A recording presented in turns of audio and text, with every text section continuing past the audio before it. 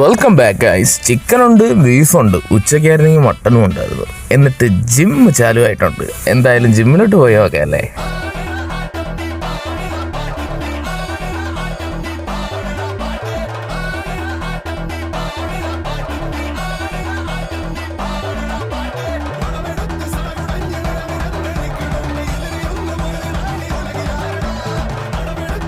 അവിടെ നിന്ന് നേരെ ഗെയിം സെക്ഷനിലോട്ട് പോയി. അവിടെ ഫുൾ ടേബിൾ ഉണ്ട്, ടേബിൾ ടെന്നീസ് ഉണ്ട്, പിന്നെ ടേബിൾ ഫുട്ബോളും ഉണ്ട്.